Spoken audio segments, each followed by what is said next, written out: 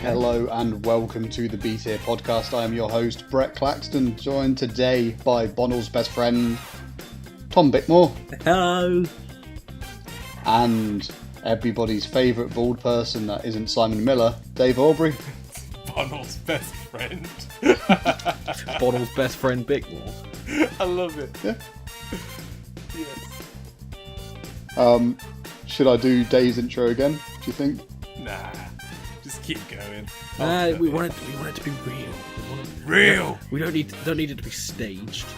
Bonnell's best friend. Not even its real fucking name. Oh god. Is it not his real name? Well, this is the thing. I know that somebody I know on Twitter doesn't use their real name. I'm sure it's him, but it might not be. Well, wait. Like, what do you think my name is? There's one of our mates is actually called like Ollie, I think. Yeah. And I think that's him. Okay. What do you anyway, think my name is, Bickmore? What do you think my name is? Yours is Dave. Aubrey. Is your You real name reckon? Aubrey? You reckon? What are you on about? You've confused me now. Dave Breen, isn't it? What the hell are you on about? God. Oh my god. I'll do the intro His name's again. actually Simon Miller. I'm gonna put all this at the end of the tink. This is gold. We should have it as an outtakes. Sorry, just cleaning my ears. Cleaning his Okay. teeth. Yeah. Hello and welcome to the B Tier podcast. I am your host, Brett Claxton. You start laughing. I'm sorry. I just imagined him sounding Bonnell's best friend again.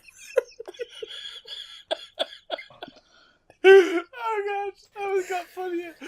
Oh gosh. I'm sorry. I'm gonna mute myself for a sec. I'll be back in a minute. Oh, wonderful. I'd mix it up now and say Bonnell's best friend, Breams.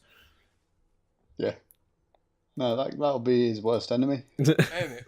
Fuck Bonnell. Imagine. Can I be Calamagnu's son, Tom Bickmore?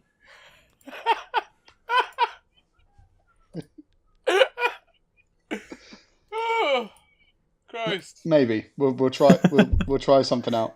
Let me just. What? Oh my god. Oh, you guys. Hello? Hello. Sorry, my microphone's just doing weird things still. For a second there, just everything went quiet and I was like, oh, am I alone? Again. Ain't it? Okay. I'll do the intro again. I don't see what was wrong with the first one. No, I like it. I'll cut that in. It's cool. I'll still go again so we can actually segue into the show Okay, anyway. let's do it. Hello and welcome to the B Tier podcast. My name is Brett Claxton. I'm joined today by Calamagu's illegitimate time-travelling child, Tom Bickmore. Hello. And Dave Aubrey, who is obviously Bonnell's best friend. Oh, hello there. And today we're talking about video games to make a change from what we spoke about before. But most importantly, we're talking about a video game that Dave's actually got to play that not many other people have. And what is the name of that video game, Dave? That video game is called The Legend of Zelda, Breath of the Wild. Obviously we spoke about Zelda in the E3 episode. I wasn't as impressed as you guys were. Mm-hmm. Since now that you've played it, can you sell it to me better than you sold it to me last time? You're blaming him. Ain't it? So It's my that was fault. full on. I'm That was sorry. full on Paxman. I'm sorry. So, Brett, can you think of any games where you've enjoyed hunting shit? Metal Gear Solid 3 was quite fun, and that wasn't even that fun. Yeah. And apart from that, I can't really think of much that hunting has been something that's been Monster something Hunter. that I've enjoyed. Oh, but then nobody's actually enjoyed Monster Hunter. They just pretend to. Whoa. Whoa. You can't just generalize a whole species like that. species of Monster Hunter players. Yeah, they're like a race of their own, man. Here we find the Monster Hunter player dwelling deep within his virgin bedroom. Please don't hurt me, people. This has been amazing, by the way. I love this. Legend of Zelda, Right. Breath of the Wild. It's a bit of a weird name. It seems to be more about exploring than Zelda ever has been before. But how does it play? Like, how long did you get to spend with it? Did you get to actually see much of the game that hasn't been shown off? Okay, so I played the game for about, I'd say, between 2 and 2.5 hours. Yeah. That's quite long. That's not bad, is it? The catch was that it was the E3 demo, so it was timed at 15 minutes, and then I'd have to start again. So I'm not in like a continuous cycle of gameplay. I'm not like collecting and building shit, really. So it's Majora's Mask 2 then? Well, it was for me in that moment, yeah. But so yeah, I every time I tried to do something different, that didn't happen every time, honestly. But I learnt a lot about that game, and first and foremost, it's actually kind of hard just to explore. Yeah? Yeah, like... Why? So, in a traditional Zelda game, you get low on health, you see some grass, you cut it, you see a pot, you cut it, breaks or whatever, and you get hearts, and your life is back, and that just does not happen here. That's not something that happens at all. If you want to get health, you're going to need to eat food. You have to actually cut the hearts out of other animals and eat those. Love it. No, you can just take their meat. bit more straightforward. Didn't know it was that kind of game. Yeah, no. Oh my gosh, you disgust me. So, in terms of playing it in like 15-minute bursts, like, is it a case of you actually got to, like, surely by that point you've literally hunted something down, cooked something, and then it's the end of the demo? Oh, Is no. that how it was? No. Each time I felt like I had plenty of time to actually do something. Okay. So the world is massive. But in the small area I got, which, okay, I say a small area, but it's a small piece of the map, but I still missed so much in my time with it. Like, I was playing it at a session at Nintendo's offices, and they're supposed to be up to 3 media people per time when we're playing it. And I played with just one other person. I'm assuming the other person either didn't show up or they didn't book a third-person flat slot. And every now and then, I'd look over to her screen and just see what she's doing, and I'd be like, where the fuck did she get that? And she'd be swinging around the fire rod, and there'd be massive balls of fire bouncing everywhere, and I'd be like, what the fuck? That looks great. What? And then fucking the next thing you know, she's got a crazy winter jacket and she's going through the mountains, and I was just like, I died when I went to them fucking mountains.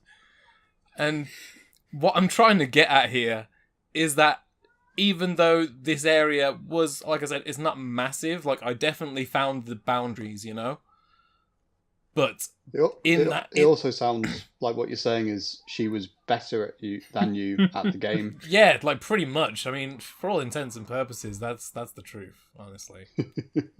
Yeah, like I was just like, where the fuck are all these things? And then she just has all the things, so that's how it goes.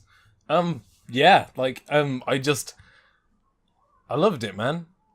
And it showed to me that even in that area, even though I found those boundaries, there are still so many things inside of it that I missed. And like, what I did enjoy was excellent. Like, felling trees and rolling them down a hill over an enemy. And you've seen obviously clips of like people pushing boulders onto enemies. Yeah. And the act of cooking food and finding food was not. I don't know. I just enjoyed it so much. Like, you need some health. Oh, there's apples in that tree. You can go get them. And if you take those apples over to a bonfire and literally just place them on the bonfire, you get a roast apple, which will restore more hearts. Yeah. Same happens with meat. And if you actually find a cooking pot, you can mix in several ingredients to create like a kebab or whatever. Yeah. And it felt like there were so many levels to everything, and all the gameplay is constantly refreshing because your items and your weapons actually break pretty fucking fast. You can go through a sword or an axe in, I don't know, maybe a bandit camp or two. They'll last. And that's one of the most annoying things in games for me. I hope that's not. But you pick up weapons and items constantly, though. You'll never actually run out as long as you're actually going out and defeating enemies. You'll pick them up all the time. And that forces you to switch them around. Maybe you want to save your stronger weapon for a different enemy. And of course that means you're constantly switching between the weapons because one of them's broken, one of them's got lost or got nicked or whatever. And so even these just tasks of just exploring feels like a constant sense of progression. Like you're constantly doing something, working towards something. And it's doing things that no Zelda game has done before. Like the stealth mechanics, although pretty simple, it's just something Zelda's never done. I see a bandit camp, I can creep up to it and take all their weapons off them before they've noticed me, and then start killing them. And it's easier than them coming at me with swords and shields. And it's just beautiful. In another session, I had the Nintendo representative. They were showing me some games. For a second, I thought I had the Nintendo NX version. My heart just like Dave. Oh my god, could you imagine? No, the representative was showing me some gameplay clips before we actually played it, just sort of for examples of what we could do. And there was a mountain pass which had wind going through it, and the bandit camp at the top. And so he started burning some of the grass near the entrance to the mountain pass. The wind would push that fire up towards the end of the path, and he would sort of run up there, make sure the bandits and all that had seen him. They were like, oh shit, there's a motherfucker over there. Start running towards him. Oh no, there's fire everywhere. We're burning to death. It was excellent. It was that does sound good. It was genuinely like I saw elements of Metal Gear Solid 5 at work here. Like in the ways you could sort of ambush enemies and bring them round one way or set up different traps for them. I was like, wow, there's so many options right now. And again, like in Metal Gear Solid 5, sometimes you would just be on your way to some mission, some objective, and you'd see an outpost on the way and be like, yo, I'm going to go get that geezer. I'm going to fault on him out of here.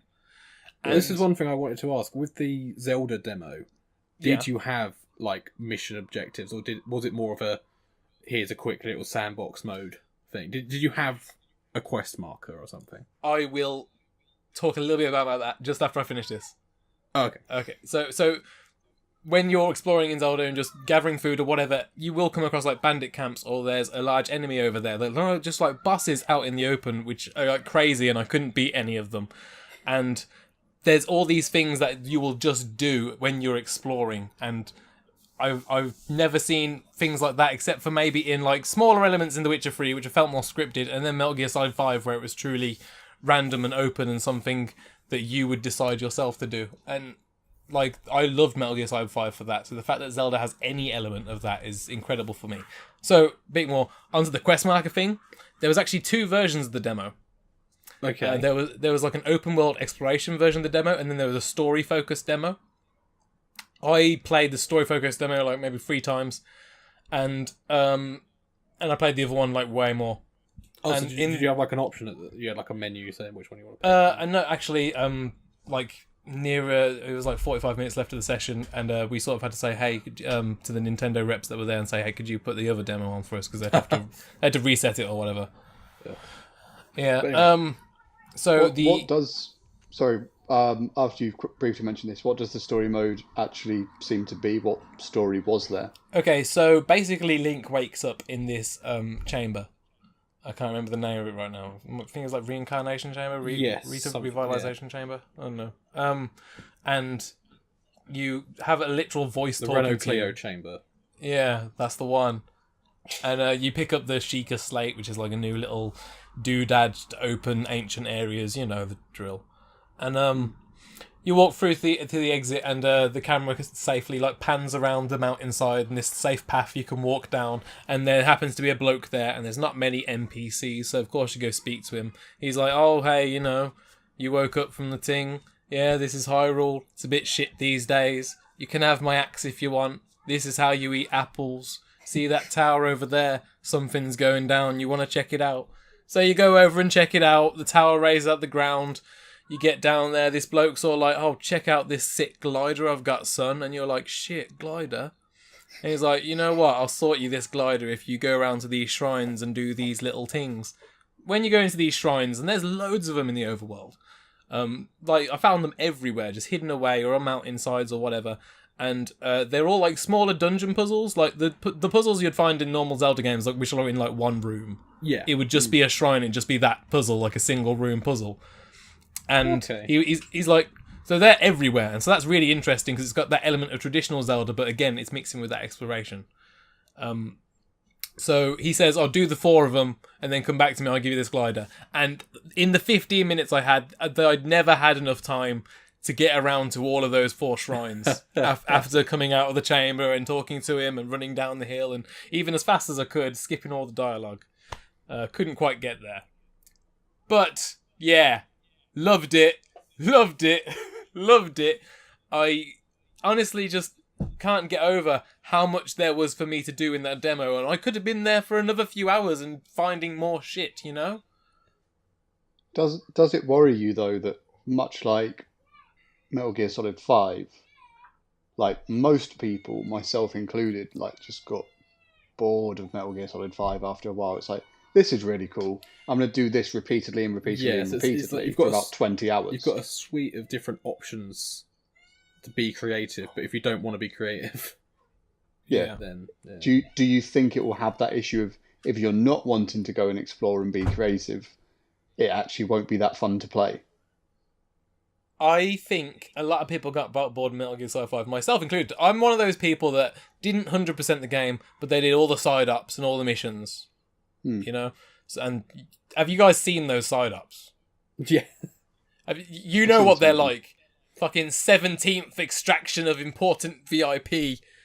8th tank parade. That's like your 7th platoon of heavily armoured guards. Yeah, it's ridiculous. And I'm one of those people that did all of those, so I understand what you mean by boring and repetitive. I've been there. And that's exactly the problem. It was the 7th platoon of this and the next platoon of that. And, you know, Metal Gear Solid 5, like I said, I loved it, but all the outposts were basically the same thing, save for a few larger ones. You know, they were the same. It's like, it's got a tower, it's got a canopy gazebo thing, there's a few tables and maybe a portaloo. That's every outpost, you know? In Zelda, there were so many different things happening every time I went somewhere. Like, I'm not just coming across an outpost. I'm coming across an actual monster. There's a brand new treasure chest. That chest has a brand new item. I don't have to develop it like in Metal Gear Solid 5. Yeah. It was, like I said, it was just constantly something new was happening. I'm being forced to use a new weapon. I've just found, like, and the fact that I'm using an axe, I'm using a bloody plank, I'm using an actual sword, I'm using a spear. These are all weapons which are brand new to Zelda, and each one of them is bringing like a new element to that game. And then when you do come across one of like the larger open world enemies, like the bigger bosses, it's just like, why is this so difficult? And I loved it. I loved hunting. I loved getting meat. I loved cooking it. I just enjoyed the entire experience. And the size of that map, when you zoom out, you see the little section you're in. Like, it took me, like, I'd say if you were just walking in like one direction, doing a few random things in that small area, it'd take you about 10 minutes to get to one of the boundaries, you know? Yeah. Okay. And I was going to ask how big. Like, yeah, it looked about like it was like 3% of the map, this whole area I was in.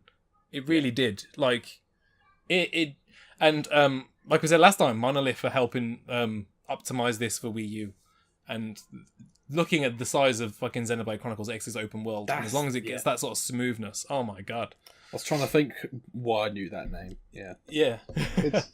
It's one thing I've heard people praise. I've not played Xenoblade Chronicles X myself, but I heard people praise it because obviously it basically, you saw this map, you explored it, everything was giant. Then you're in a mech and everything was a bit smaller and a bit different.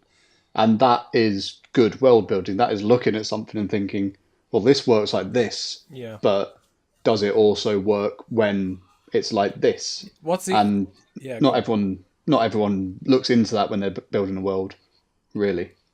What's incredible about Xenoblade Chronicles X is it forces you to respect the size of that world. Because when people say you aren't getting that mech until 45, 50 hours in, they mean it. It's like, oh, you're at the level where you can get the mech now. All you need to do is these 8 missions. And then you're like, okay, I'll spend 3 hours doing these missions and finding these ridiculously hard to find items in this specific area of the map.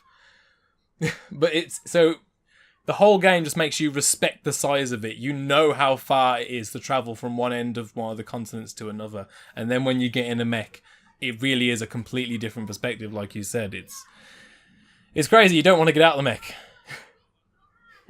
Yeah. Oh my god! And the music and then when you learn to fly. Oh my god.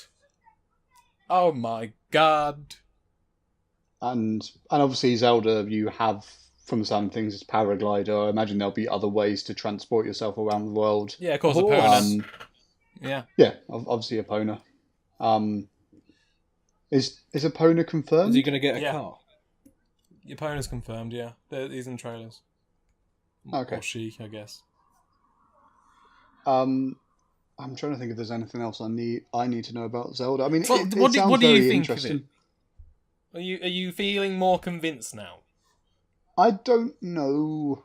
Like, I still don't think it's not going to be enough for me to buy a Wii U, but then obviously I'm not going to buy a console that basically has been shot in the liver. Which is a shame because there's so many games to play. I know there is, and it'll be nice, but like it has been shot in the liver and it's slowly bleeding out, and there'll be a few nice things like put on it before it dies. I gotta say though, Brett, for 130 quid from like cash converters and the amount of good games the Wii U has in its library, I just don't see a better bargain right now. Do I look like the kind of gentleman that goes to a cash converter? You're from Manchester, aren't you? We've seen that picture of you from the other day. Oh my god! You look exactly like the person who goes to a cash converter. Manchester Mancunian. If you do not know what these people are talking about, we'll put it on our Twitter page. Make it we have set up since the first episode. Oh my god, I love that and we'll picture. put it in the podcast episode as well. But so if you go to our Twitter page, which is @BTierPod, you'll be able to find out more about the podcast, which we'll also be talking about a bit more information about a competition that we will be talking about at the end of this episode. But before we talk about the competition, I've sort of said everything I feel like want to say about Zelda. It does interest me. I still need to see more to fully convince myself. I am worried it's going to be the same as Metal Gear Solid 5. I want to see a story trailer from Breath of the Wild now. Like, I've seen enough of the world and of the gameplay. I need to know why I'm playing it. Yeah, I think that's fair. And so that is something that definitely needs to be addressed. We've got a few questions from various people around the internet, including Twitter and whatnot. So one of them is, let's start with the best one, obviously being if the joy of Zelda has made Dave forget about the shame of his bald head for even a second. And who was that from? That was from Sean Casey, everyone's favourite piss boiler. He's a fucking wanker. Piss drinker, more like. Like, did you see what he said about Smash Brothers? I did not see what he said about Smash Brothers. I was like, you can fuck off, you little prick. Oh, I was vexed, I was. Oh my god. Were you as vexed as the person who asked, is it better or is it as bad as Resident Evil 4? Sherb, you know what me and Sherb are going to do? We're going to stream Resident Evil 4 together. Resident Evil 4 is not as good as everyone says it is. But no, we're going to stream it together and he's going to be like, oh, now it shits. And I'll be like, Sherb, shut the fuck up. Look at how good this game is. Do you want to get nutted, blood? If I was there, I'd be praising it for the first like 20 minutes and then just going, this is a bit boring now. You know, no, the entire village area is amazing, and then the castle area is very good, and then the island area is a bit, oh well. At least the island area does let it down.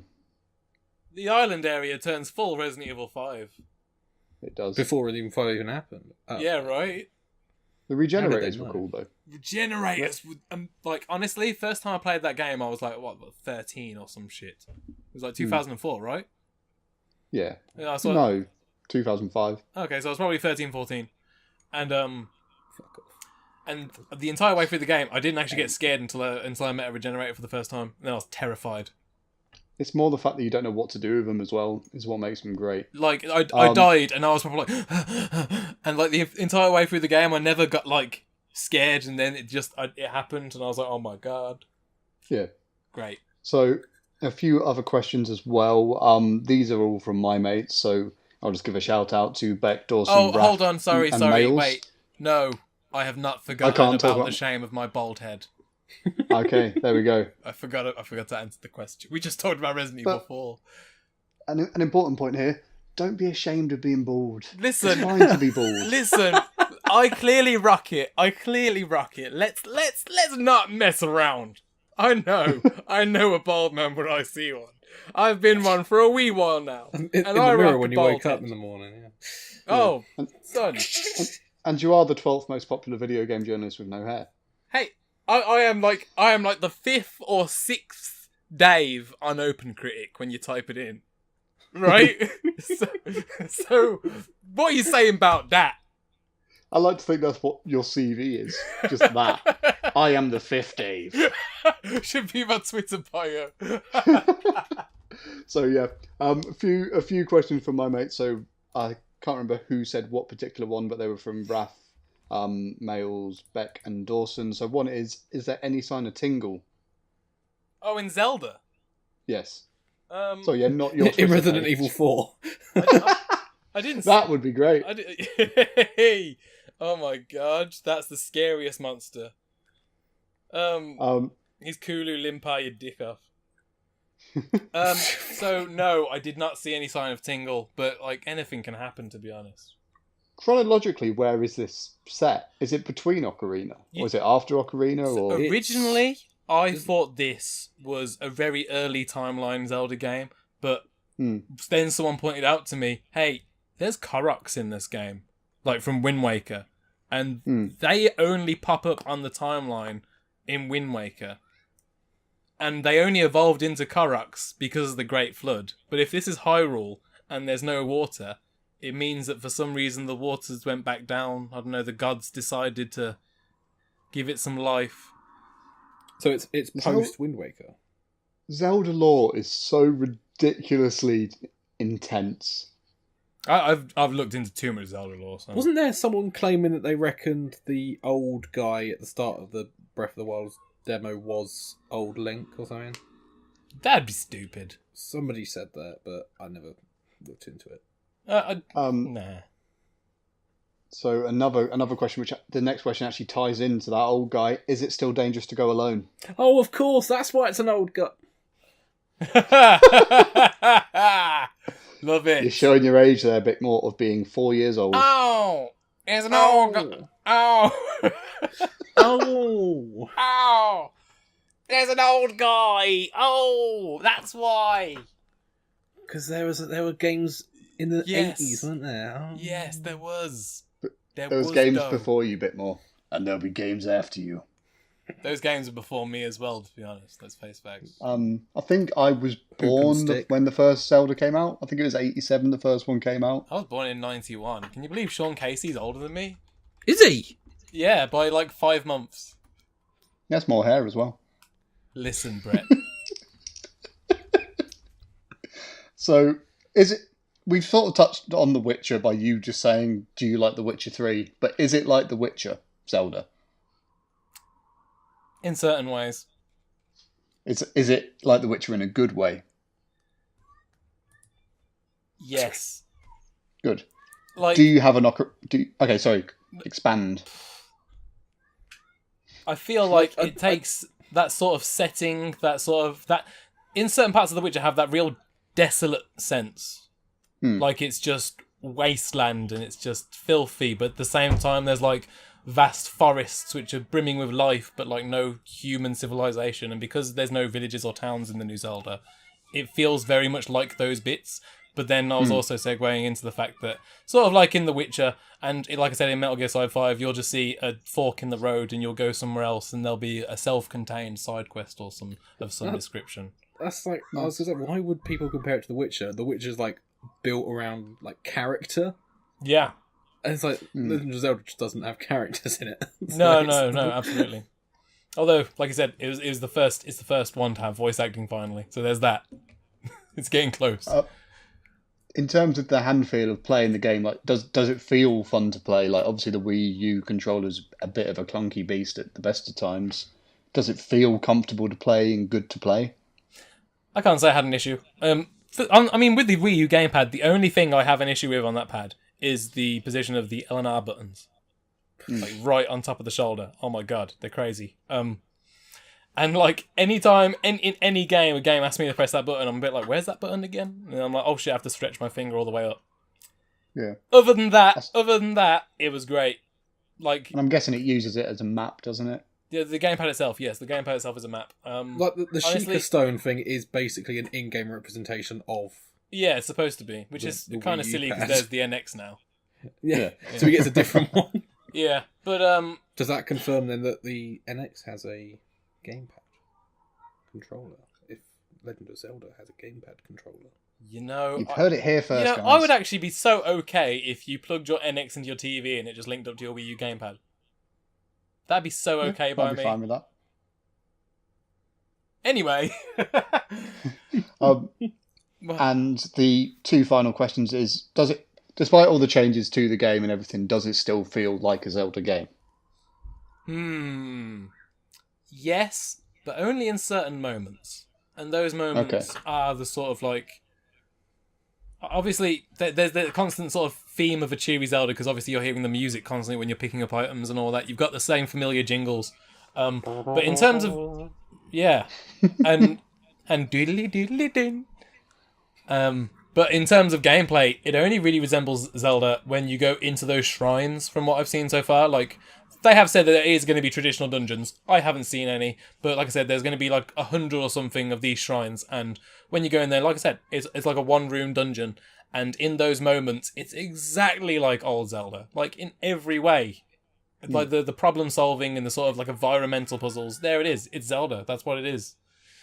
Just everything else is weird and new, but at the same time, super interesting. And the final question is there actually any sign of Zelda yet? I imagine Zelda will be there. Maybe. Like, honestly, no guarantees. Zelda's the old man.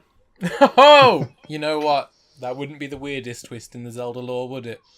It was all a dream! Isn't it? No, they've done that. Like, I know that was... I just wanted to put in Biggie Smalls to this podcast for a brief second. Biggie, Biggie, can't you see? Because Link, is it Linkle or whatever her name is? She's in it, isn't she? Is she? Is she? I thought she was. I don't think so. Is she not? I don't think so. Have I got my wires crossed there? I would love Linkle to be in it. Warriors Legends. I actually love Linkle. I think she's an awesome character design. I'd love her to be a Zelda protagonist. Because are there many Zelda games, seeing as you're someone who knows a bit more about the lore, are there many Zelda games that actually don't have anything to do with Zelda? Yes. There's a fair few. Brief interlude.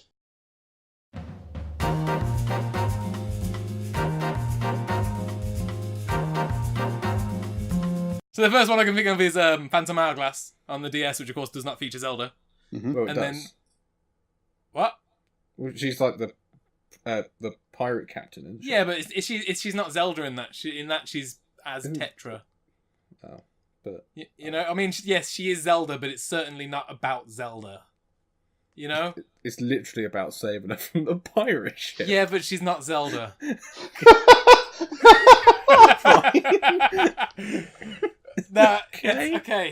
Okay, yes. So she's Zelda, but she's not playing Zelda in that game. Does that make sense? Yeah.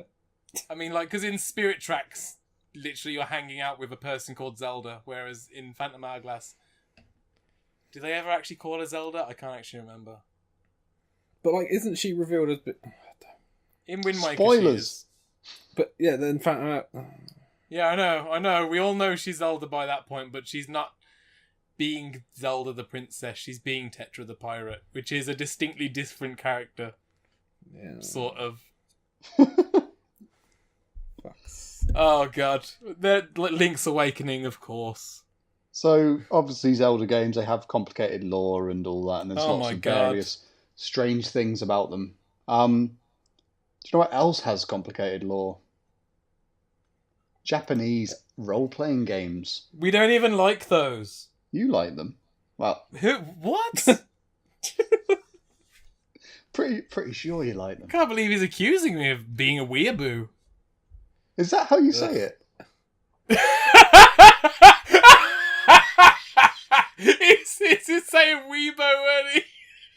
We are. Weebo. Is that how you say it? Oh, Brett. Woo. Woo. Woo. Oh, God. Oh, I gotta breathe. Okay, continue.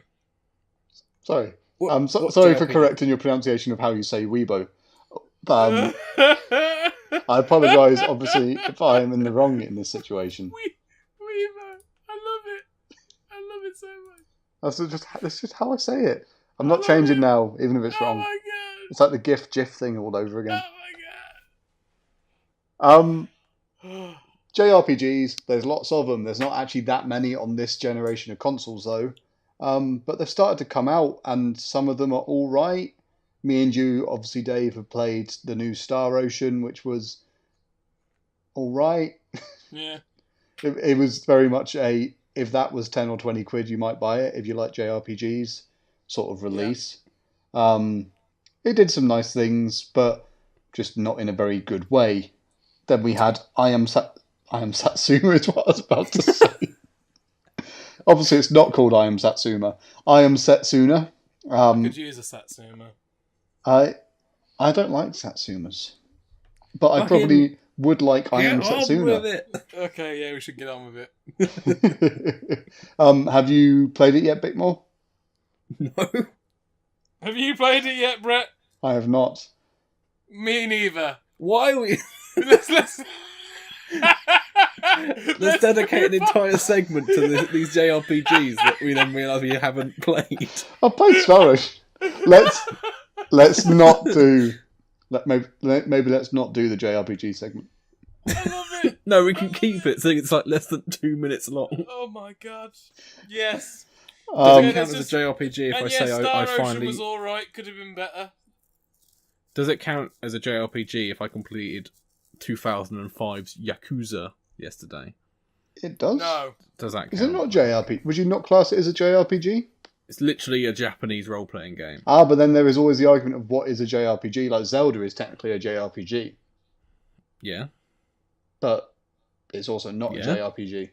I mean, Yakuza's sort of more of a... If I was going to categorise it and be really pedantic, I would call it like a Japanese brawler. A story-driven action game. Like The Bouncer.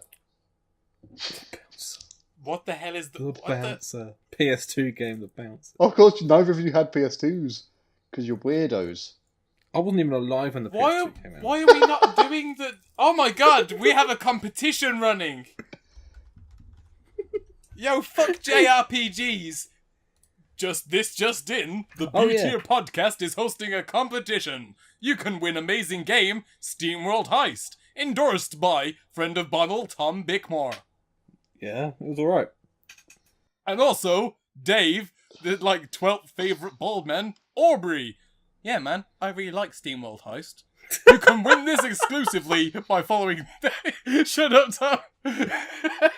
By following these instructions. Brett? So what we want you to do, and this is what we're going to talk about a bit more in a minute. I feel like I'm actually listening to a podcast because you cut into that so cleanly. I don't feel like we're doing it live. I like that every time we do a professional cut, you have to compliment on how professional the cut is. I love it. Okay. Oh gosh. Oh. Right. Okay. Now, tell them, Brett. So, say some words. Steamworld Heist, obviously, is a very fun game that hopefully you'll all enjoy.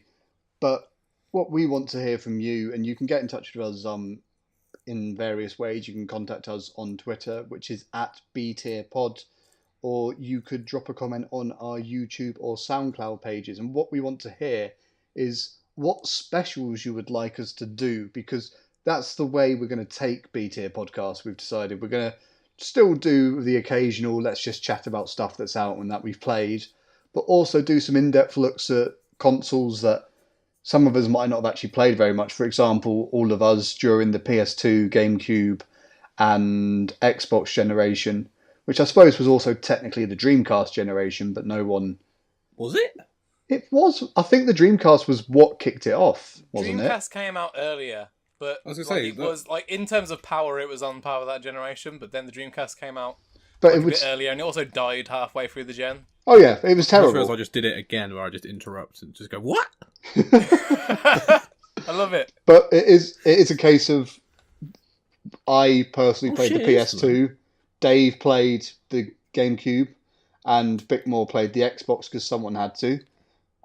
yeah, With its all 4 great games like Counter Strike and like Halo, Halo 2, Halo 2 multiplayer map pack, and Conker's Fable. Bad Fur Day Reloaded. Oh, That was a good what game. a To be fair. corker! Oh my god, Conker though?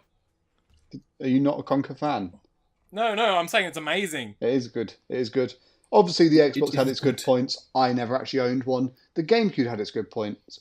I did own one, and the PS2 is the best console that ever existed, in my opinion. Save And it for I've the currently- special. And we'll be taking all 3 of these will be specials where we talk about each one in depth, and there'll be lots more. But we want to know what sort of specials you'd like us to do, whether they are, I don't know, films if you want us to go down a different route, or if they're specific game series, or if they're specific consoles you would like us to look at. So get in touch, give us what you think we should cover, and the ones that we like, we'll then put them all into a hat and we'll pick out the winner. It obviously won't be an actual hat that we pick it out of because we're all pretty fucking lazy. No, I'm quite happy to do that. I'll do a vine of me taking it out of a hat. Excellent. Okay, there we go. Bickmore is the least lazy of all of us because of his young life that he has. We are getting me? old. We are getting very old. You're only I'm not that young anymore. you're like I'm not a 7 child years anymore. old. Yeah, I know. I wasn't even alive when the 360 came out. You've Oh you've my only God. just been conceived, Tom. Come to you live from the womb. So obviously there are a few that I think we would like to do. I know we want to talk about the PS2 and the Xbox and the GameCube just because they're all very important consoles that sort of shaped where we are right now in this generation. Like, if it wasn't for the GameCube sort of faltering about, we probably wouldn't have got the Wii. Yes. But Yes. and it was a case of, well, the GameCube's not done great. Let's take a massive gamble and just hope it works. And it worked beautifully. For Nintendo, obviously, it printed money, as it famously became known. The PS2. If the PS2 hadn't exploded like it did, they wouldn't have been able to nostalgia factor their way to making the PS4 a success. Yeah. Honestly, it's like none of the nostalgia about PlayStation is like, do you remember the PlayStation 3 being wicked? Because the PlayStation 3. Hey, Got hey, Yakuza hey. 5 on it. Save it for the special. And obviously the Xbox, we will just grill Bickmore until he cries. Shit, save it for the special. But we want to know, The obviously, first what person else. to vote for a Yakuza special just gets the prize. No, that then. No, this is a special offer that I'm offering. So there you go. They are some of the things we would like to obviously cover, and we would love to hear what you would like us to cover. So, considering the competition is about Steamworld Heist, and you both very briefly said it's all right, do you want to go a bit more in depth into what Steamworld Heist is actually about and what it is you do? It is a 2D turn-based shooter, and also a character-driven space adventure. Oh, nice. So it's a bit like XCOM in that it's turn-based and you have a squad that you send on these little missions. But it being turn-based, you can't just have you can get into cover, but you can obviously always see them. So the way you attack is you have to actually physically aim the gun at the enemy, and then try and score headshots and stuff. You can buy special guns that have laser sights that make it easier to target. You can bounce bullets off walls to hit people behind cover. It's brilliant. Nice. It really is excellent. Like, every turn feels like a little strategy in itself because, like Brickmore said, you have to aim your gun around corners. Just put an and over extra R barrels. in my name, you absolute... What? You call me Brickmore. Prickmore? Oh, Brick... Yeah, Prickmore, shut up. Okay, Dickmore. so... But yeah, you have to aim around cover like Bickmore said. And what I really liked was sometimes it seemed totally hopeless because I didn't have the sight, I didn't know where I was aiming, and I would just like shoot up a ladder shaft, and it would bounce around and smack someone in the head, and I would be elated, elated. Absolutely, it's got great excellent. characters as well, and Yeah, the story's not that important. I've not found when I reviewed it, I only played about half of it, I think, before I sort of put it to one Don't let side. them know the secrets, Tom, of how we review things. you know, to be I honest, played it for like 20 minutes ago. Yeah, I can just read all the other reviews. you know what though, lads? I want to say this. I actually felt there was some really interesting story points, and I like the way it actually expands upon the Steamworld universe that they are developing with Steamworld Dig and Steamworld Heist. And there was a weird like Confederate conspiracy, and you were of course space pirate / bandit / cowboys, and you have to defeat the Confederate royals, and that was excellent. Doesn't Steamworld Heist happen because they have to go into space because like all the planets were mined to the core or something from Steamworld Dig, and it like destroyed all the planets? It's fucking excellent. That's great. It's brilliant. It's a great little thing. And Because of that, of course, in Steamworld Dig, all the robots run on Steam, obviously, but in space, that's like a commodity, and of course, so now that's something you have to purchase and you have to be very scarce with. Whereas Steamworld Dig, you could just like get more all the time, and I think that's crazy excellent, to be honest. was it Love it. Was it the 3DS you both played it on? Yeah, Yes. Okay, because it's So probably the worst version of it now, seeing as it's on like Yeah. PS4 and whatnot, but Yeah. it was still great even then. yeah, Okay. totally. well. So obviously it's the PC version that we have a code for. So hopefully that is on par with or better than the 3DS version. I don't see why it wouldn't be, to be Easier honest. to aim. But yeah, Yeah. Mouse. part of me wants to just not give it away and just get a decent PC that can play it. Oh my god, you'd play it on anything. Play that on a laptop. Yeah, that's I got true. a calculator. Yeah, but Sprites. I have a work PC. I can't just be installing games and whatnot on the work PC, can I? Well, we're giving it away anyway. Bickmore's drawing a hat. He's not going to cheat. He's drawing a hat I'm now. going to buy a hat, and You've got to buy a hat. Why don't you own a hat? I'm not like 70.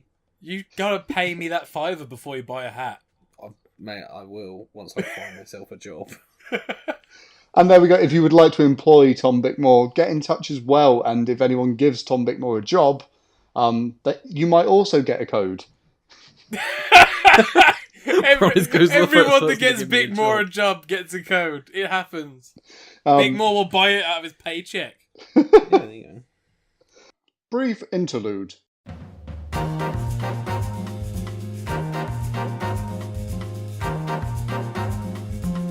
Obviously, there's not many games that are actually out at the moment that are decent. So what has everyone been playing? What have people been putting themselves through in this cold and desolate time of not having anything to play? Overwatch. And how are you finding Overwatch? It's really bloody good. It is really good. I held out on buying it on the PS4 just to make sure that like it wasn't going to be like Star Wars and people would just get bored of it in about Oh, yeah. 2 minutes. But no, everyone still seems really into it. So Lads, I've not played Overwatch at all. I want you to sell it to me because I'm interested. I'll sell it to you for 30 quid. What? No, I mean like figuratively.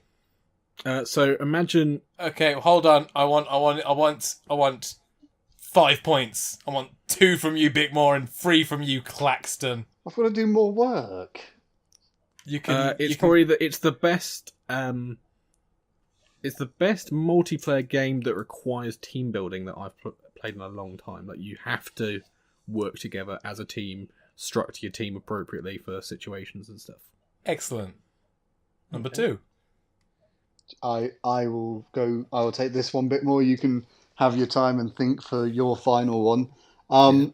It's just really nicely designed. The concept art is really nicely done. They have thought through the maps very specifically, although there is an issue that there's not actually... This is a rubbish point. My point is... That my many second maps. point is that it has a massive Russian waifu in it. I like the variety of maps and the Russian waifu. I'm okay with that. But the characters themselves, there is just like a great amount of characters. They have like stereotypical like cool Grim Reaper fella who's just called Reaper, but then you've got like He's a bar now, isn't he? he's a what?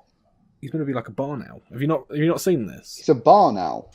Yeah, because he's Mexican, and like in Mexico, the barn owl is like it's the bird that represents death, which is why he's got like almost like a beaked mask, and why when he does his spirit walk, he puts his arms out like a bird. Yeah, that's cool. I didn't realise that. I'm not even making this up. But yeah, I would actually like to say that I've not, like I said, not played Overwatch, but I have watched the cinematic trailers multiple times. Yes. I actually think they're fantastic. I haven't actually watched any of them yet. Oh, dude, you have to. The what is it, Genji and Hanzo? That Twin one's dragons or whatever. that one's excellent. But it's one thing. It's another thing that I do love about it is the fact that like they don't. It's almost like Left 4 Dead, in a way. Like this may sound weird, but like in Left 4 Dead, it's not everything isn't just thrown at you in terms of story. There'll be little bits of conversation between characters every now and again, and you'll get a bit more about the story. And Overwatch does that all the time. It's like the new character they just brought in, who's like a 60-year-old sniper with blue hair. Like every now and again, a character would be like, "I thought you were dead," and just like you'd have a bit of back and forth between them. And it's small bits and pieces, but they build the lore around Overwatch and make it interesting that way. She's actually the mum of another character and stuff like that. Yeah, it's really nice. There's a lot of potential, and I think Blizzard are the type of developer that will stick with it and make it better than it is now, and add more to it to make it less repetitive. Which point was that? Which number? Is that number 4? That was number 4. So I suppose I need to think of one more. Bickmore, help only him. $29.99 at the Battle.net.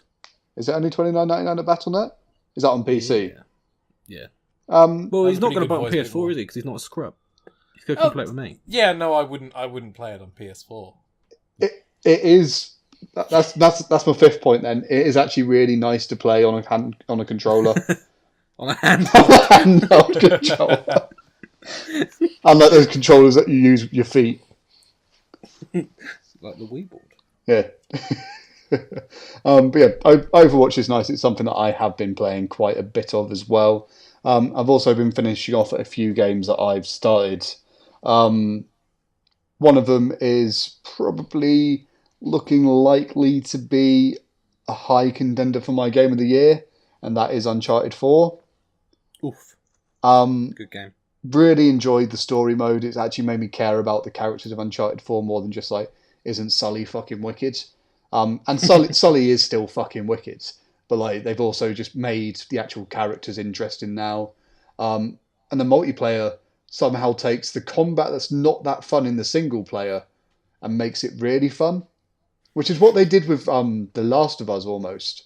The Last of Us single multiplayer was great, and even in single player, I enjoyed doing the stealth stuff and all that, but the actual combat I never really liked. And it's like, how have you somehow made really fun multiplayer games, yet your single player combat has something to be desired when it actually gets into full swing? But yeah, Uncharted 4 has been a lot of fun. I do recommend picking it up if you have a PS4. I would say it's probably a good reason to pick up a PS4 as well, just because of everything else that is out there. I want to, but you know what? PC has ruined me. It does spoil you, especially when you can buy games for like £1. Yeah, it's ruined me. Or if you don't want to buy games, you can do what I've been doing since the last podcast and just playing every PS2 game under the sun. Perfectly legally. Cough. I do. To be fair, the one game I have been playing, I do own a physical PS2 copy of. Is that Yakuza? I've not been too naughty. Yeah. I've just been playing Phoenix Wright. Phoenix Wright. Phoenix Wright's excellent. I'm just finishing off the first game now, and it's excellent. Have you played it before? I played Phoenix Wright the first and second game before. I've definitely finished the first. I can't remember where I got in the second, but I need a complete refresher, And I've been watching the anime as well, which is enjoyable. I really want to see the live action film. I watched like half of it. I didn't finish it. It was excellent though. By Takashi Miike as well. It's by the guy who did Ichi the Killer and shit like that. And it's just like, yeah, I'm going to make a film about Phoenix Wright. It's like, mate, it's pretty sick. I'm going to make my friends watch it. You know that he also did a Yakuza film. Yeah, but that wasn't Yakuza, was it? No. He did a film in like 2007 called Like a Dragon, which has Kazuma Kiryu and Haruka, and it's like a remake of the first game. Oh, nice. Takeshi Mike is a very nice director. I like his stuff. Mike. Sorry, I don't know why I said Mike. I do know why I said Mike, because I'm a heathen who can't pronounce anything. Jesus. You weeaboo. But speaking of free games / PC games, I was playing a game that was on PS Plus as well. I finally finished that off, called Gone Home, which was on some people's Game of the Year list in 2013, which I think is maybe a touch too high on praise for it. But I could see it being like number 10. Yeah. But like Polygon made it their Game of the Year. But then that's Polygon, of course isn't they it? fucking I've really enjoyed it. Because before going into it, a lot of people I've seen have like complained. It's like, well, if you know where to go, you can get to the end in literally 5 minutes. And it's like, well, that's not even that, like 5 seconds. Yeah. I've timed it.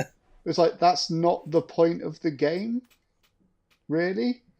If you go into it completely blind, then and having no idea what it's about, yeah, it's great. Like when I first started up, I thought, Yo, wait, just so we know, I have not played this.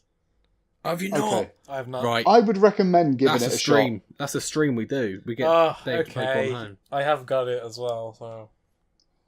So I also found it a bit unnerving at points. They actually created. Hey, whoa! Don't spoil Let's not say anything. Let's not say anything. No. Anytime we say, I thought it was this, then it wasn't. And I'll be just like, hey, whoa, hey. But yeah, whoa, hey. What I did like about the game Whoa. is you could there were parts of the story that you can miss, because there is a narrative that you find by finding items, basically. Yeah. The Dark Souls of video games. Yeah. No. How? Dark Souls is a video game. It's got item description stories.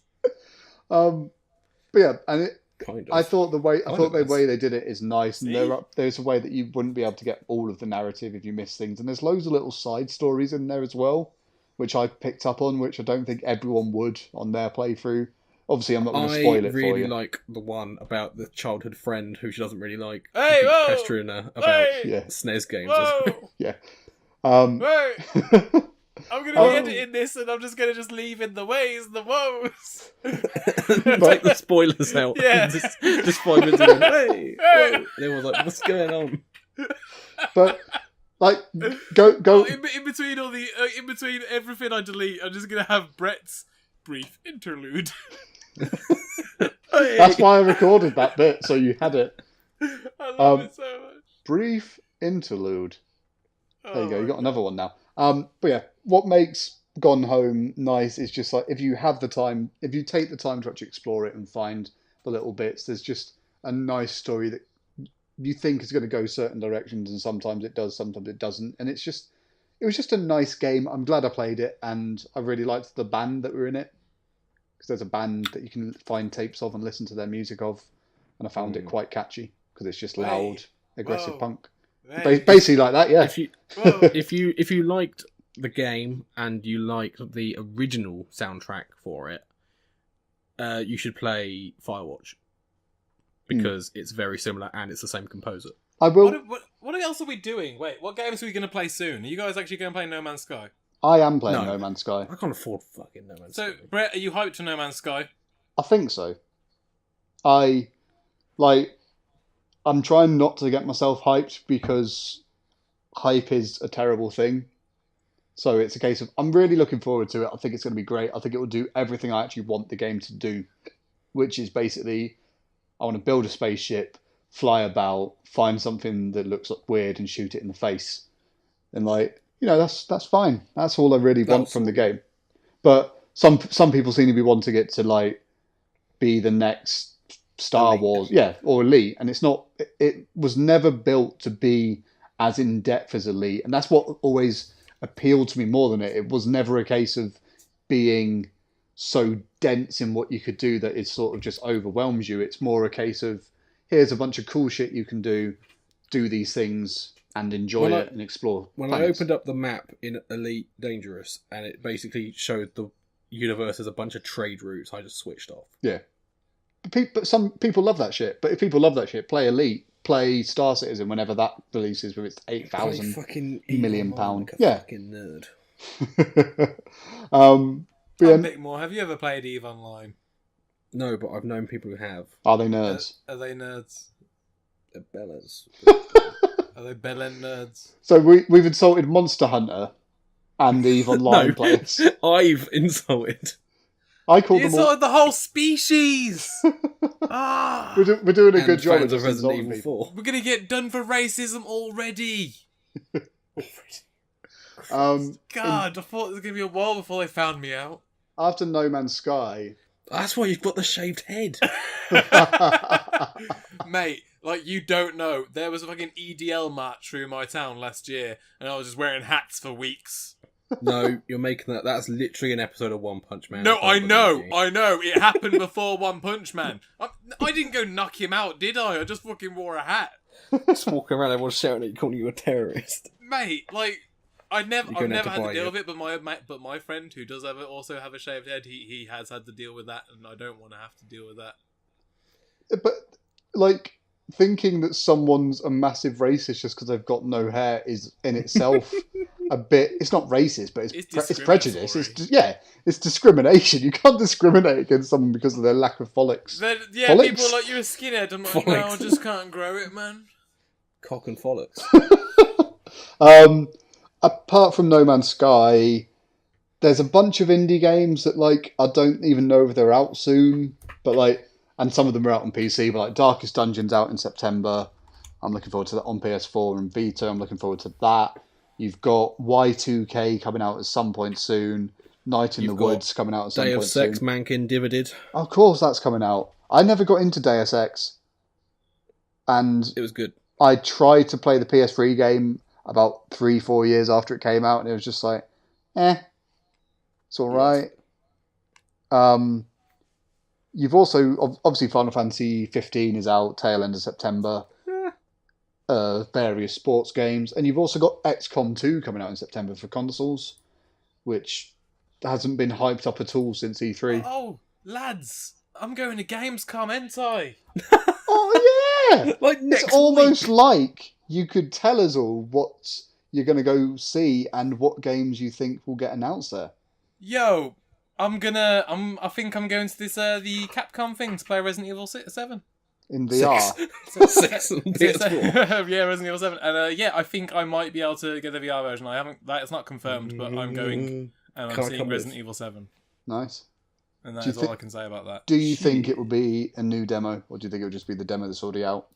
Who knows? That'll be the old demo. Have you played the demo that's already out? Of course. Okay.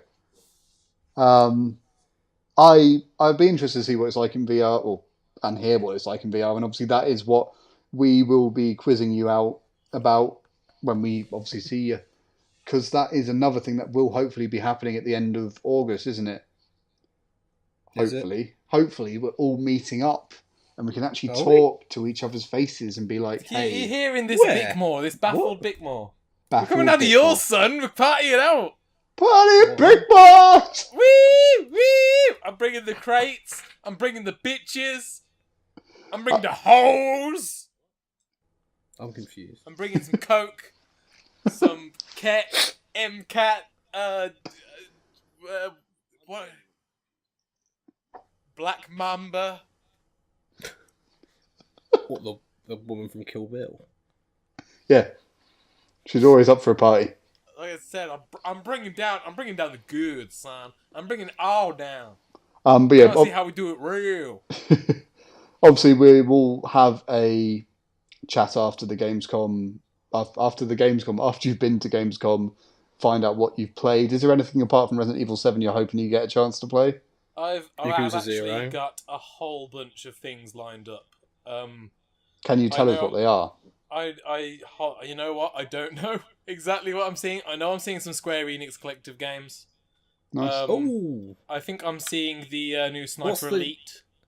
Is it Tokyo Dark or something? I think there's something It's like one that of the on there. Squeenix ones. Do you That want me looks to quite cool. actually go have a look at what I'm seeing? No. Because Maybe. I'm actually seeing quite a lot. I've got to tell you. Okay, so I'm going to see some Telltale games. I think I'm going to see Civilization 6. I know for a fact I'm going to see some the new Call of Duty and some Destiny stuff. I'm not sure what. Destiny. Yeah, Destiny. I'm not the a fan second either, one but out this year? Or is that next year? I don't think so. I honestly Next don't year. know. Because they've just released the other one, haven't they? Oh It god, was about a year ago. I'm There's the new seeing a one. whole bunch of stuff, but okay, I'm seeing those. You know those Crytek VR games. Yes. They're like the Climb and whatever. Yes. I'm doing that. Nice. I'm going to see Destiny Tekken Rise 7. of Iron, September 2016. Yeah, I'm going to see Tekken 7, but I'm playing Tekken 7 at VS Fighting this weekend, so... You're buying it.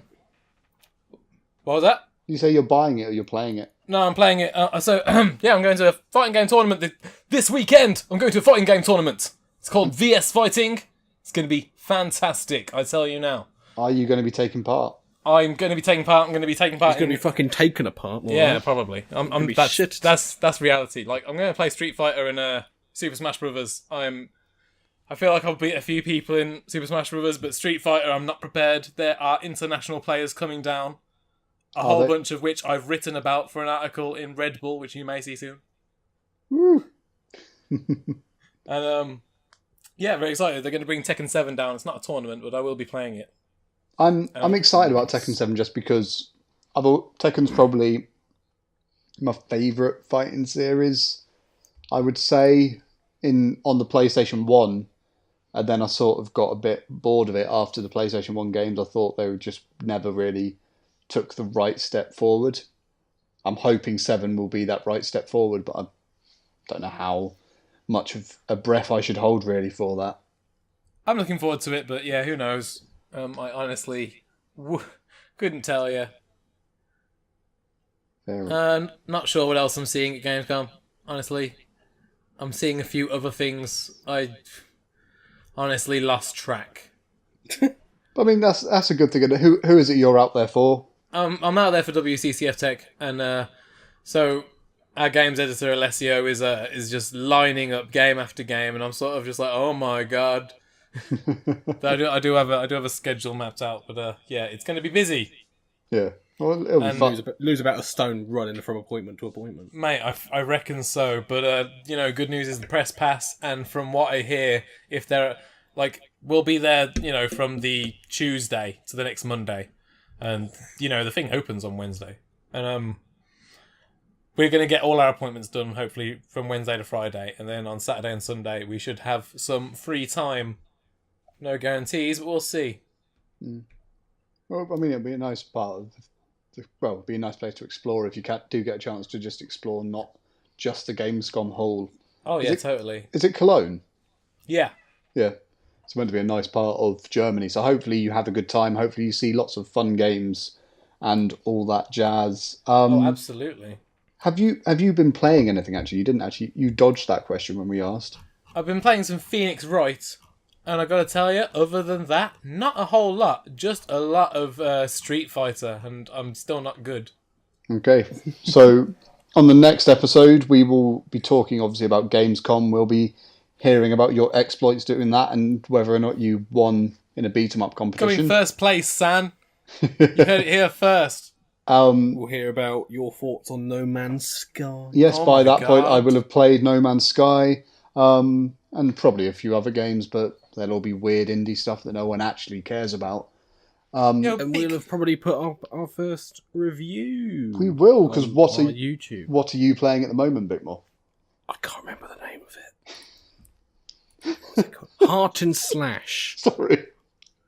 Let's do that segue again. No, it was perfect. It's fine. It's It was fine. I don't know perfect. who's made it. I don't know what. A heart full of games. They've never made something any time before. I am excited. Are you streaming this, Bickmore? I probably will do. I had a little go at it earlier, and I'm awful Okay. at it. No, you can do it. But it's I very believe in you. fun. So Heart and like Slash. Yeah, so you explain obviously what it is. You've played it. It's like a little. Their Steam page describes it as a fast-paced 3D brawler with roguelike elements. Which, yeah, it is. If you die, you respawn at the start. It's got procedurally generated levels. And and you go around and you fight bosses, and it's very quick and very slashy. Sounds amazing. It looks really cute, to be fair. It looks really nice, and it's got a brilliant soundtrack. Like, it almost doesn't fit, but then it totally fits. Yeah, I think it came out on consoles before it came to PC. And I remember, I think it was last month it came out, and everyone was just like, this game's come out of nowhere, and it's actually like really fun.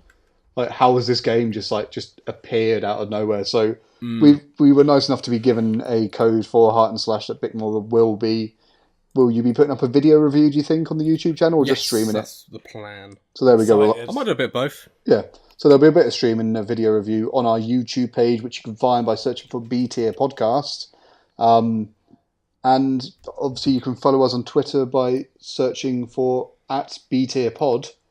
And where we often ask for which genre of game I should be streaming, and it's been chosen I should be doing a horror game soon as well. Have we decided what it is you're playing? Will it be Alien? No, I keep asking and just nobody responds. Alien Isolation seems the best option. Oh, it's a fucking piece of... Nah, fuck Alien Isolation. I wanted him to play Akiba's Trip.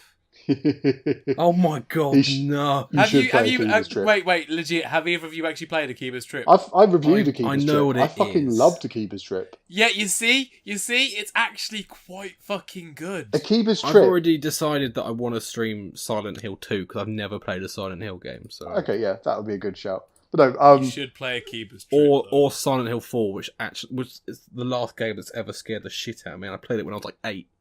Definitely Akiba's Trip. If you don't stream Akiba's Trip, I think I have already streamed Akiba's Trip, obviously on my own channel. But I might do it on the B Tier Pod because even though it's easy to pass it off as just like a weird pervy Japanese game, it's actually not that pervy in a negative way. Most of the people that you're like ripping the clothes off of, because that's the combat. The combat is you got to expose vampires to the sun. Listen to what you're saying, boy. It's actually great, Bickmore. It's not that pervy when I'm ripping people's clothes. But it's not a case. It's not a case of like the whole time that you're ripping off like women's clothes. It's a case that most of the antagonists are actually men. So it's not. It's no homo, discrimination. Man. Chill out. No homo. But at the same time as well, you can customize your character to wear what you want. I at one point was wearing a bear suit, and for most of the game I walked about in a tutu and a hoodie. And it was great fun. Yeah, that game's actually fantastic, and it's not all that pervy, but it has like those weird ecchi moments in the dialogue. Oh my god, Brett! Okay, there's a specific part in Akiba's Trip or Akiba's Strip. Let's not even talk about that. That was kind of weird. I didn't even go down that story route, but it's like basically you don't want to. It went weird Japanese way where it's like you can basically get with your sister. It's like no, please. Let's not. Oh no. Okay. But there's actually this one character. It's a piece of dialogue which is like I don't know an hour or so into the game, and I remember him. They're talking, and you obviously select your own name at the beginning of the game. Input whatever your name is. Yeah.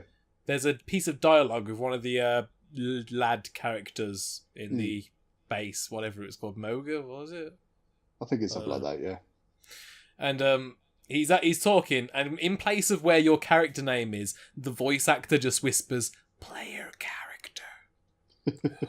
And I was just like, what the fuck? I couldn't believe it. I was dying, as if they just left in the audio and he just said player character. I was like, what?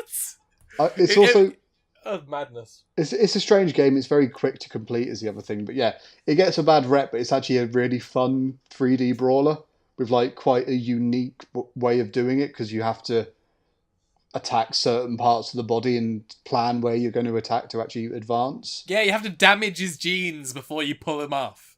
It's much like real intercourse and stuff like that, really. I suppose, just punch him in the jeans until they come off. That's how I remove my clothes in the evening. The weirdest thing is the sequel to this is coming out. I think and we said we weren't going to talk about JRPGs. That's not. But yeah, there's a game coming out that's a sequel to Akiba's Trip called Akiba's Beat, which just looks like a Persona ripoff. Oh my god! It's nothing to do. It doesn't seem to be using the mechanics of. There's no vampires. I think there might still be vampires, but it's all about going into weird, corrupted worlds. And the combat is full on ripping off Persona. and it actually looks Oh. good, probably just because it's ripping off Persona. That's alright then, I suppose. Yo, excellent part of Akiba's trip. In like the very first, the first opening bit of the game, you can get a game over by selecting the in quotes wrong dialogue option 3 times. Do you remember this, Brett? I did that the first time I played it. Yeah, me Like, too. just because I'm like, Because they're like, oh, I've come here for a job, and you're on a table all tied up. He's like, yo, you told me you're gonna pay me in anime figures, and each conversation option just has an option which just says, yo, where are these figures at, man? I came here for the anime figures, and he's all like, do you want to become vampire with this team of blah blah blah? And he's all like, listen, if I don't get the figures, there's no deal. And then you just die. it is. Just kills you. There are actually some lovely like little dialogue bits because basically like every time you try and be a bit weird and pervy dialogue wise in the game, you're normally shot down and like just called pathetic. Translation. It might be. I think it's Exceed, and those guys have a history of very good localizations. Yeah. So yeah, obviously, Bickmore will be streaming Silent Hill 2 from the sound of things. I'm going to stream Akiba's Trip just because it's fun. And Dave, is there anything you want to stream for the B-Tier podcast? I mean, what games do I even play? Like, I don't know, man. We'll stream. You can stream some fighting games, and we'll do some commentary for it. Could do. You know what? That would be terrible. Oh my god, I can imagine it now. So there we go. We'll do that because it'll be absolutely awful. But oh my god. What we obviously want to leave you with is the fact that we do have a competition, as we said, for Steamworld Heist. We want to know what specials you'd like us to do, so let us know if you'd like the chicken chow mein or if you'd like the Singapore noodles. And sorry, that was a terrible joke. I was making terrible jokes. Brett Claxton making terrible jokes. Whatever next. Bickmore, have you heard of this? You heard about this? You seen this headline? Brett Claxton makes terrible jokes. But we do have a competition. We want to know what special podcast you want us to do. So if you want us to be talking about a certain game, a certain console, a certain film, or anime series, even if we haven't seen it, we might still talk about it. If we think it's good enough, we'll put you into the draw and we'll get in touch. You can contact us. I am sad enough that if somebody tells me to watch an anime series, I will just sit and do it in one day. Oh my god, yes! I'm going to enter! So there we go. Oh my god. Have you watched Steins Gate yet, Bickmore? No. I just rewatched it. It's so fucking good. Oh my god. Let's let Brett do his thing. I'm sorry. Yeah, every time. Yeah, Dave. I'm sorry. It wasn't even Dave. So no. It was me that interrupted again. I'm sorry. I'm letting Bickmore interrupt me. I'm just influence me. This must be how Bonnell feels. Oh, he loves it. Brief interlude.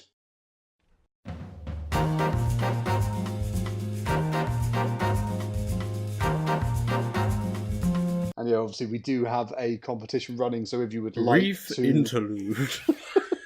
I'm going to use that audio clip! Yes! I'm sorry. Oh. This is going to be a nightmare to edit, but it'll be good, I swear. So obviously we do have a competition, as we have said earlier. If you would like to enter, all you have to do is contact us on Twitter, which is... What is it, Tom? At B-Tier Pod. Pod. Obviously, learn to spell, don't spell it. I was sticking a screwdriver in my shorts. Is it just pod or is it podcast? No, it's just B-Tier Pod. But if you search for B-Tier Podcast on Twitter, I'm pretty sure it probably would turn up. You could find us on YouTube and leave a comment as well. And where would you search on YouTube to find that, Dave? In the search box. B-Tier Podcast. You asked where? Sounds like we do it in the search box, don't you? Oh. On www.youtube.com. And you can find us on SoundCloud as well at B-Tier Podcast if you search for it. Leave us a comment saying what specials you'd like us to do, whether it be a video game, whether it be an anime, whether it be a TV show, film, or just even a bit of hardware if you want. if we like it, we'll talk about it. Stranger Things special. There we He's go. going to review my hardware. Give me a go on your joystick. And if you can put up with all the innuendo, you could win a copy of Steamworld Heist as long as you let us know what it is that you would like us to cover. But yeah, that sort of brings us to the end of our podcast almost. Bickmore. About bloody time. Bickmore. Bickmore. Would you like to hear my joystick? Hear your joystick. What's it going to say? That's got a weirdly mechanical but still moist sound, so it works quite well. I like it like as an that. innuendo. I like it like that, Bickmore. Oh, me too, boy, me too. I don't know what's happening. How are we doing, boys? Hello and welcome to episode 3.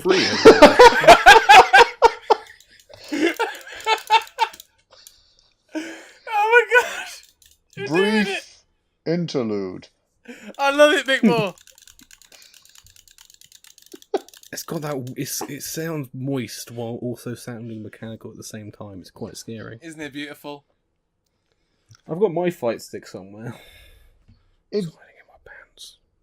Obviously, make sure you tune in next time where we'll be talking to James Bonnell about sandwiches. But until then... What?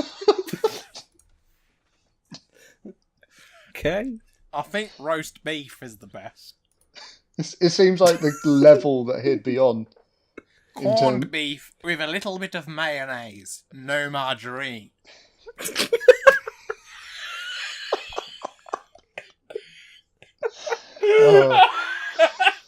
I'm sorry. I mean, I did it and I'm still dying. Oh, God.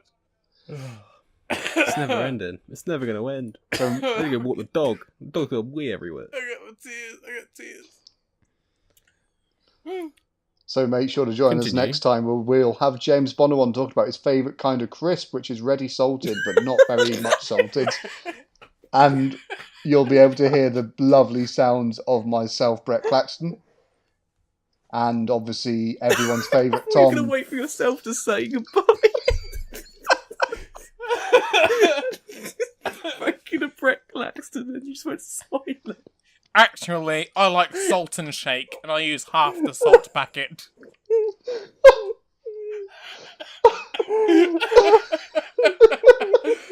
Oh my god. It was the pause. The pause was beautiful. Oh, I'm sweating and crying. Me too. So Ugh. make sure to join us next episode where we'll be talking to James Bonnell about his favourite kind of snail. I've been Brett Claxton.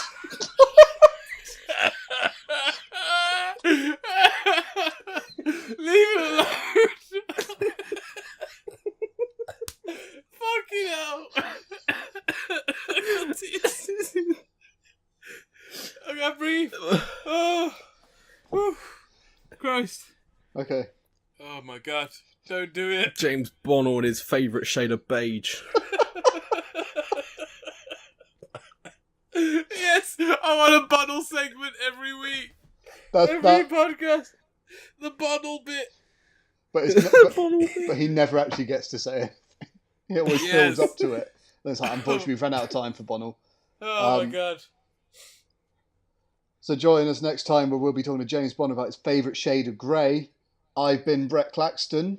It's been lovely to obviously speak to you all. I've been joined by the obviously awful Tom Bickmore.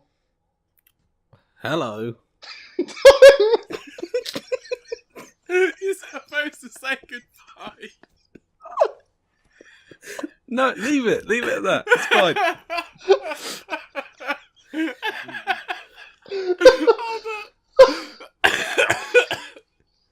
Oh my god.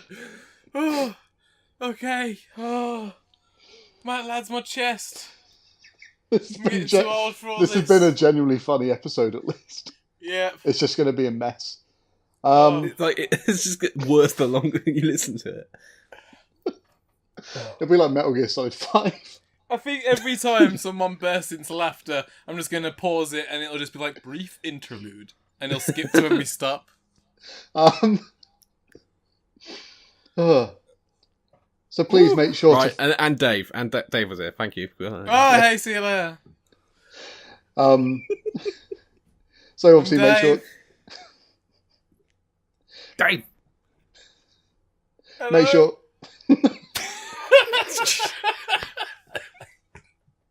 I'm sorry. Oh, God. I'm going to get replaced by Bonnell, aren't I? Make sure to follow and subscribe and all that jazz, and tune in next time where we'll be speaking to James Bonnell about wicker baskets. I've been Brett Claxton. Are we just practicing or something? What is happening? Why does he change it every time? It just makes me laugh. I can't deal with it. I can't deal with it. Wicker baskets. I'm setting up a tweet. I'm going to ask him all the questions. Oh my Right. God. Okay. So please make sure to like and subscribe and follow and all that jazz with our social media channels. I've been Brett Claxton. Next week we'll be joined by James Bonnell as he talks about his favourite shade of beige. I've been joined by Tom Bickmore. I wanted to say hello again. I had to hold a pillow over my face. So Come on. There you go. Fuck Goodbye. it. Fuck it. No. Skip to the end. No. We Last go, okay? Whew. No. Oh, God. Just start with going on the B-tier day. podcast. We do this shit. If you try to make me say anything else, I'm just going to say hello again. Play the music.